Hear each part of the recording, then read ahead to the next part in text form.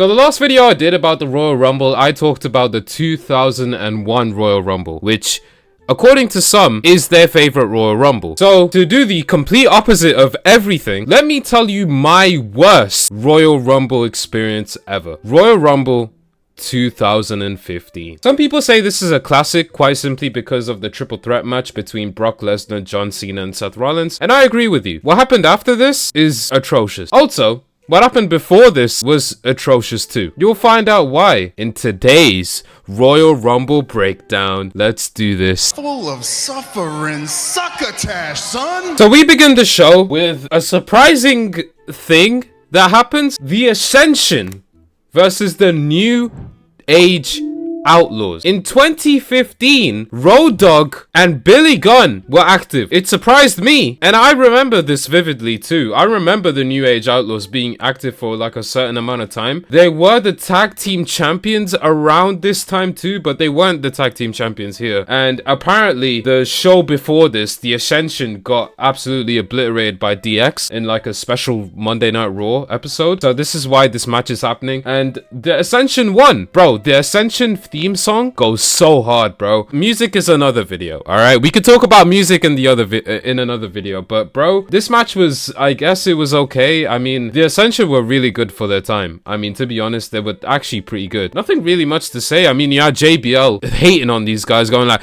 "Oh, Mago." So yeah, the Ascension beat the New Age Outlaws. You're probably thinking to yourself, "Oh, for a why? You just said the match is okay. Why do you think the whole show is bad?" You're about to find out. One match can make the entire show bad. All right, you can have mediocre matches, and there's that one match that you hate. Wait. Just wait. The second thing we have we had in the main card was the Usos, who were the tag team champions, and they were doing the whole gimmick. They were doing the whole like, "I'm Sadu." They were doing the whole Samoan gimmick, and they were facing The Miz and Damien Mizdow. Remember Damien Mizdow, bro? I used to pop for this guy, bro. It's unfortunate that he got released and everything. I think Damien Sandow got ruined as soon as he tried to cash in on John Cena, bro. Bro, John Cena beat him with one AA.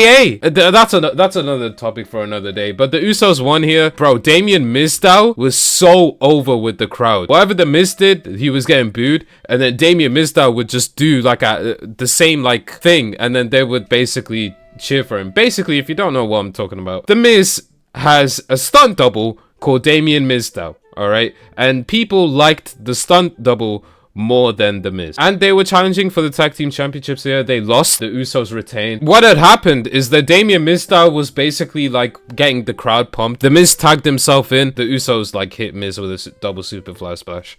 It was a 2015 tag team match, alright? What do you want me to say? Then we had Triple H and Stephanie McMahon backstage, and they were basically talking about the Royal Rumble and the World Heavyweight Championship, and how they want someone from the Authority to win, because this is peak Authority time, okay? This is peak Authority time. This is when the Authority were running wild, brother. Paul Heyman comes in, and then he says, "Look, I've got Brock Lesnar, alright? He's gonna take the World Championship. He's the key to your problems." That was the segment. Cool teasing.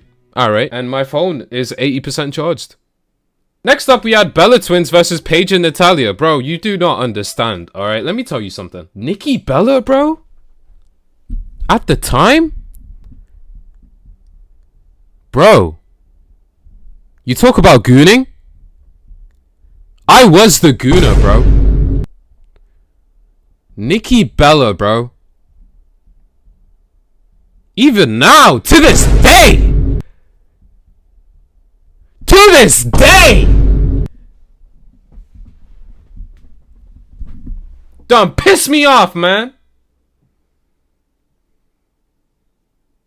Anyway, they won, and, yeah. It was against Paige and Natalya. The Bella Twins versus Paige and Natalya. And the Bella Twins won. Nikki hit a rack attack. That's a finisher. To this day! Then we had my favorite match of the night. Probably my favorite Royal Rumble match ever. Brock Lesnar versus John Cena versus Seth Rollins, alright? The reason why I call this show a classic is quite simply because of this match. One match that revolutionized this entire card And it wasn't even the actual gimmick match of the actual show, bro. It was a triple threat match. But nah, still, they cooked with this triple threat match. Brock Lesnar, John Cena, and Seth Rollins, okay? Bro, this is 2015 Seth Rollins. This is peak Seth Rollins. This is before the ACL tear Seth Rollins, okay? This is before Seth Rollins was walking like a grandma. This was before Seth Rollins was doing the I'm the visionary, revolutionary, sing my music. This was before all of that, okay? This is peak Seth Rollins. I don't think Seth Rollins will ever go back to this form. I'm gonna be honest. This is peak Seth Rollins. If Seth Rollins fought CM Punk with this gimmick, he would, bro, I would root for Seth Rollins. I'd be like, yo, you know what? Seth Rollins is gonna destroy him.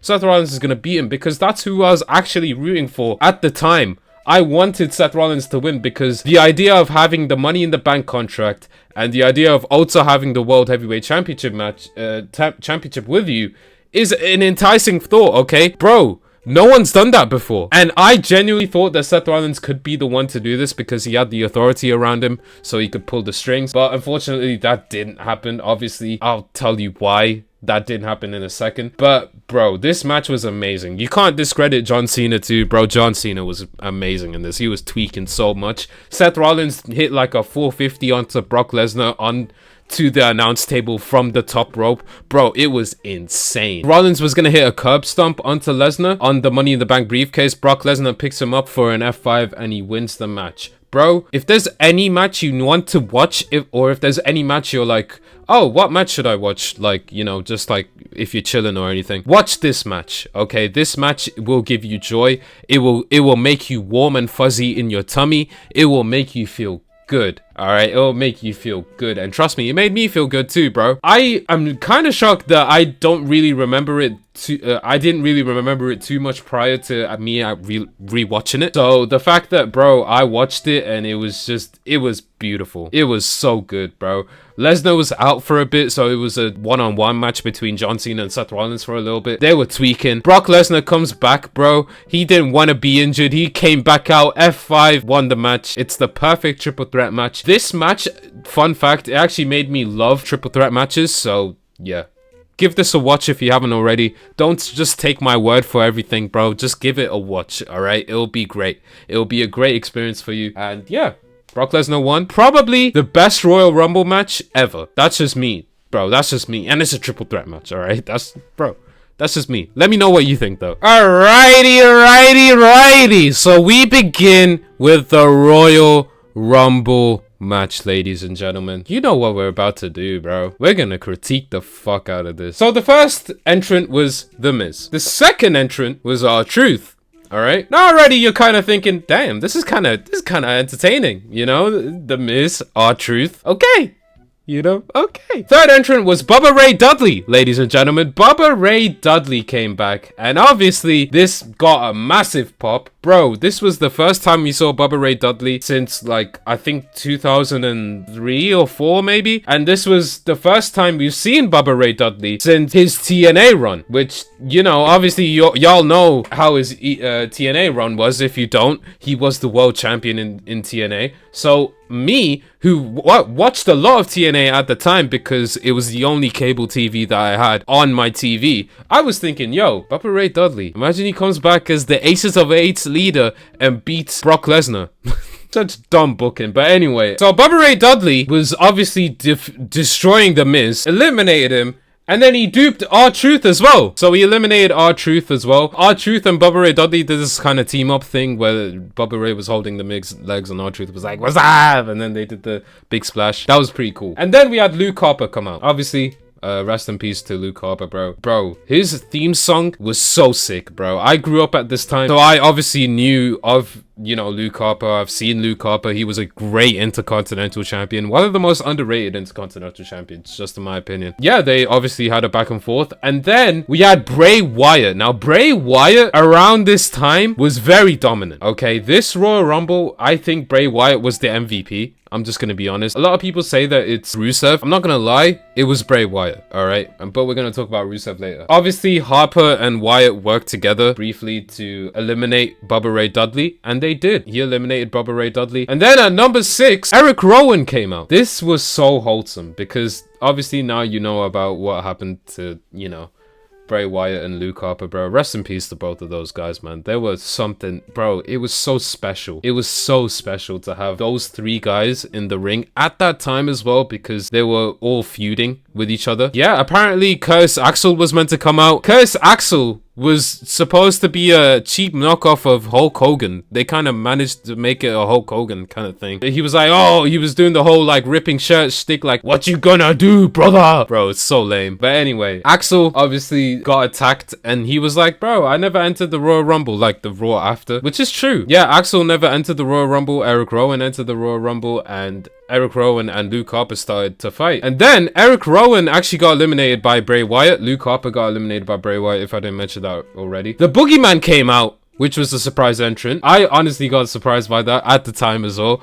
And yeah, Boogeyman and Bray Wyatt kind of had like a little bit of a face-off. Boogeyman got eliminated straight away. Alright, Boogeyman got eliminated straight away. And number 8, we had Sin Cara.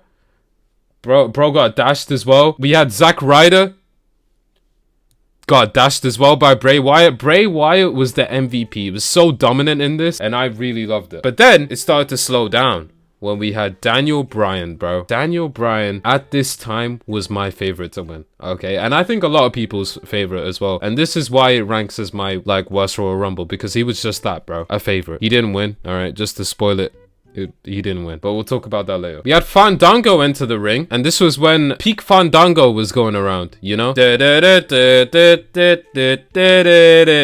Alright, then we had Tyson Kidd come out, which I was surprised about, alright? Then we had Stardust come out, who was Cody Rhodes at the time, bro. Wild. Yeah, y'all already know what happened to Stardust, bro. We don't need to explain that. And Daniel Bryan eliminated Tyson Kidd. The crowd was going crazy, alright? The crowd was going crazy for Daniel Bryan, okay? I'm not gonna lie. Then we had Diamond Dallas Page come out. Diamond Dallas Page was going crazy, hitting the, you know, the RKO. I'm kidding, alright? It's the Diamond Cutter. He hit the RKO onto Fandango, and you know, the crowd was actually really happy for Diamond Dallas Page, which was cool to see. We had Rusev at number 15, which, you know, I did like. I kind of liked Rusev at this time, alright? I'm not gonna lie to you, alright? Only because of Lana. I'm kidding. Alright, I'm joking. Anyway, Daniel Bryan was fighting Bray Wyatt at this time. He was going to the bottom rope, doing the suicide dive, doing all of that stuff. It was great, okay? Bryan was so over, bro. He was getting cheered so good. And then guess what they did, bro? Guess what they did? Bray Wyatt eliminated Daniel Bryan. Bro, the amount of boos was insane. I wasn't happy after this. I don't think the crowd was happy either. Then, bro, WWE just pushed this just out of the way, because we had Goldust come out next, and obviously Goldust and Stardust, they were fighting each other because they were going through a feud or something, and the crowd were just going crazy for Daniel Bryan. Another person came out, Adam Rose. Bro, he got eliminated. The Rumble wasn't the same after this, alright? Let me just say that. The Rumble wasn't the same after this. And then we had the man, the myth, the legend, the Tribal Chief, the OTC, but at this time, he was the big dog, bro. Roman Reigns. Oh my god, this man got booed out of the building. I think everyone knew this guy was gonna win, and you know, they gave him a lot of shit for it. I'm not gonna lie. Was it deserved? I mean, at the time, kind of. Because honestly, WWE are trying to manufacture this guy to be the next face of the company. Unfortunately, it didn't happen at the time, because damn, like, they tried so hard with Roman Reigns at this time. They gave him the mid-card championship to cope with it. Like, bro, it was insane. Ever since Roman came out and Daniel Bryan got eliminated, this Rumble went tits up, as you could probably tell. The 20th entrant was Big E. I don't think the fans really cared about anyone at this point. He was eliminated by Rusev. Damien Mizdow came out next, who we just talked about. He got a massive pop. The Miz came out and was like, no, this is my spotlight. And then he got taken out, and then Damien Mizdow was like contemplating whether or not I should go in the Rumble. And then he went in the Rumble, got eliminated, and yeah, that was basically the story there. But anyway, Jack Swagger comes out, which is completely irrelevant. Ryback comes out, which, you know, is insane how the fall off of Ryback, bro, That shit is insane. He came out, he did whatever he needed to do. He beat up Rusev, and at this point, the fans were chanting CM Punk. If you don't know, CM Punk left the year before, so this is pretty poetic. Kane came out, who was the, you know, record breaker for eliminations at the time, and Dean Ambrose came out then after. Bro, you could tell by my voice, I just don't care about this match anymore. Bro, the more I think about it, the more I just don't care. People were actually chanting, you know, Dean Ambrose's name because they thought Dean Ambrose could be that little bit of shining light, you know, that could outshadow Roman Reigns, but how wrong were they? Titus O'Neil comes out, and then, you know, he gets eliminated in 4 seconds by Dean Ambrose and Roman Reigns. The quickest elimination, actually, in this entire Rumble. Bad News Barrett came out, the Intercontinental Champion, I think at the time. I'm not too sure. I don't think he was. No, he wasn't. No, he wasn't. Cesaro came out at number 28. I think he was the United States Champion, right? No, Rusev was the United States Champion. Okay, Cesaro was the Tag Team Champion. Bro, no, the Usos were the Tag Team Champions. I'm losing track of time. I'm honestly losing track of time. Then the Big Show came out. Yeah, again, a big guy, you know, okay. And then Dolph Ziggler came out, which, you know, a lot of people, you know, shouted at Dolph Ziggler because this was obviously also the time where Dolph Ziggler was getting over because he just won the Survivor Series, Soul Survivor thing. So obviously everyone was going crazy for Dolph Ziggler. People maybe thought Dolph Ziggler might actually win this. And yeah, he eliminated Wade Barrett. He also eliminated Cesaro as well. Then the Big Show, of all people, eliminated Dolph Ziggler. And then Bray Wyatt actually got eliminated by Big Show and Kane. Big Show and Kane were working together because they were in the Authority. All right, anyway. And the final 4 at the time was Dean Ambrose, Kane, Big Show, and Roman Reigns. Dean Ambrose and Roman Reigns were working together. They were trying to take down Kane and Big Show. Dean Ambrose got eliminated by Kane and Big Show. And then this was where the bullshit chance came out. Because Roman fucking Reigns, bro, got The Rock to come out. Vince McMahon was like, Rock, you got to come. You gotta come and deal with this crowd.